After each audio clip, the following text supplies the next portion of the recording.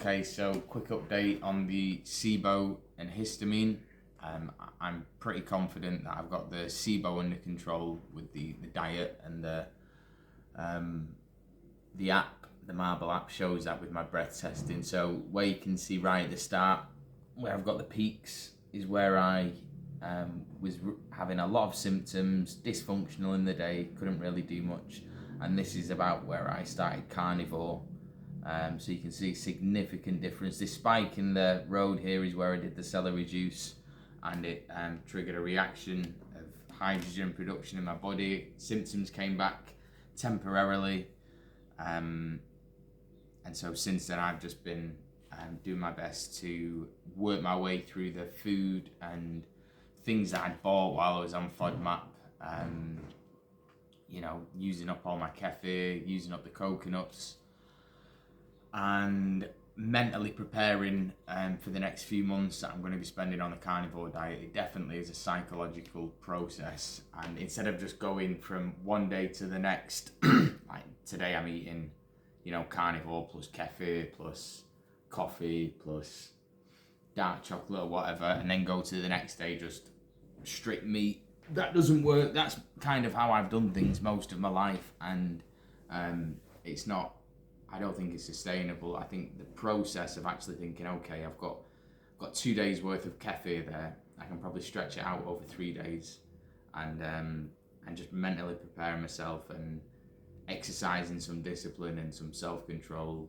It's tough, man, when we've got access to all these foods and we can kind of function at a level which is not optimal, but it's suboptimal, and you kind of, I find anyway, I've been here before on this rung on the ladder of health, and I've been stuck here for so long not knowing that I've had histamine. I've not been tested for histamine, but all my symptoms tell me that I've got histamine, and now I've minimized the production of the hydrogen producing bacteria.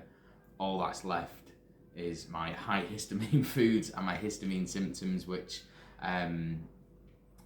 show up in the gym when I'm doing strength training. My wrists feel really brittle, my body feels tight, my hands feel cold. I always have a little bloat around my stomach and my small intestine, and if I eat something I shouldn't, my skin will crack up, I'll get dandruff, I'll get breakouts on my skin, and when I go to bed at night I get tinnitus, and this is when I have high histamine foods such as kefir, which is high in histamine, coffee, which downregulates the diamine oxidase enzyme, which we need for breaking down histamine. So if you've got SIBO as well, and the SIBO is producing histamine, it's not a good idea to keep histamines in the diet. I think the way I think is a good approach is first to get SIBO under control, so you can get your your mind's back online, you can think again and rationalize through things. Because with SIBO, when you get the brain fog and the fatigue, at least I know from my experience, I'm good for nothing. It's like the day is over. My thinking ability, my ability to string a sentence together and just feel motivated to do anything, it's like just pure depression, man. It's shite. So manage SIBO. Then once SIBO is managed, go on a low histamine diet.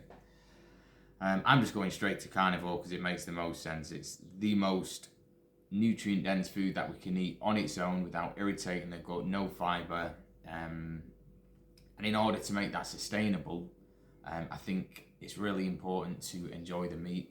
When I've tried carnivore in the past, I've really knuckled down and put all my effort into it, and then caved in 2-3 months into it, because if I'm honest, I don't think I was enjoying the food that I was eating. I don't think I was enjoying the way I was cooking it, which was in the pressure cooker. For me, I find that the pressure cooker, makes it tender, but it dries out the inside of the steak. And I used to take it to work every day, and I'd eat it, and if I'm outside, it's getting cold, and the next thing, it's like I'm eating dog food, cold meat, without all the succulent, fatty bits that you need in there. So this time round, I've invested in a sous vide. I found a cheap one on Marketplace for a tenner. That's coming here. I'm going to sous vide my meat, see all these little bags here, all these silicone bags. There's about 8 of them. Buy a big hunk of chuck, cut it up into steaks, and then put them in the bags, sous vide them for 24 hours, and then straight from the sous vide, most of them will go to the freezer, and then so I can just take them out, defrost, and then flash fry the chuck or the Denver steak, and it should be a nice, tender, affordable steak with the help of the sous vide. I've never tried sous vide, so I'm praying on it working. And if it doesn't work, the way I figured out how to cook the meat is slow. I still buy the chuck because it's the most affordable fatty cut of meat. I really want to get the fat in there for my fuel and the fat soluble vitamins. And the cholesterol isn't a problem at all for me. I'm not worried about cholesterol. I have high LDL, but I'm not concerned. My LDL is pretty high, and I don't have blood sugar issues, so I'm pretty sure my cholesterol is fine. I am due to get a particle size test though done from the doctors to, kind of clear that off, which I'm going to do within the next, probably at the end of the carnivore diet. So yeah, anyway, once I braise the meat I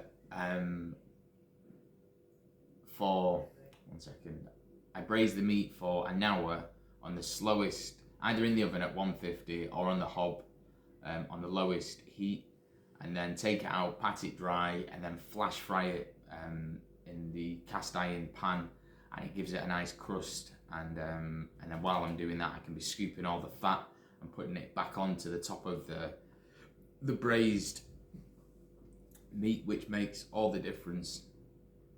Sorry, I've got bloody ribeye coming back up as I'm talking. Okay, so there we go. Manage SIBO, low histamine diet. I'm just straight to the carnivore. Make sure you know some good meals to cook on the carnivore. Egg whites contain histamine. So eggs aren't going to be part of this diet. In the past, when I've used them, they have, and obviously that's going to prevent me from healing. And now the other food that I'm going to include, which I haven't done for a long time, is ox kidney. Reason being is ox kidney contains the enzyme DAO, diamine oxidase, which is what we need for the histamine. So I know in the past when I've tried kidney, I had one time where it worked well and it was fine. I enjoyed it, and then the second time, for whatever reason, it wasn't, and I cooked it and it stank the kitchen out of urine. I even tasted it and it tasted a bit like urine. It was disgusting and it put me off, so I've never really gone back to it. I still stick with heart and liver, but apparently we can soak kidney in milk and that extracts all the unpleasant odours and tastes out of the kidney. So that's what I'm going to do, and up my DAO enzyme to help clear any excess histamine. I'm taking quercetin, the supplement, 2,000 milligrams a day, and I'm also drinking nettle tea, and I have it with green tea. Green tea's got caffeine, but I'm going to see how I go with that because it's nice to get the cogs turning. Always seems to help me go to the toilet, and it is loaded with antioxidants. So for now, the cafe and the coffee, first day without them both. Yesterday I tried having a fatty latte with decaf coffee, and again it just felt like I added something to my body that didn't need to be added, and it wasn't really that nice anyway. Let's face it, if I'm going to enjoy a drink or I want a drink, I'd be drinking a bloody milkshake with Ben and Jerry's blended up with, just all that kind of stuff. So there's no point hanging on to these little drinks. The green tea is more practical. It keeps my wakes me up in the morning and helps me go to the toilet, and I just combine it with the nettle. If I think there's still a problem with that, I'll take it out. So for now, it's just going to be beef, ox liver, ox heart, ox kidney, tallow is what I'll cook the meat in, and then my tea in the morning and my supplements. And I'm pretty confident within the next couple of days the rest of my symptoms will disappear. 90% of them have already gone from managing the SIBO. It's just this last 10% with my joints and my sinuses and the tinnitus that I'm getting. And I'm pretty confident I'll be over the hump in the next few days. So stay tuned, and I'll keep posting any updates, any observations that might be useful, and that's it.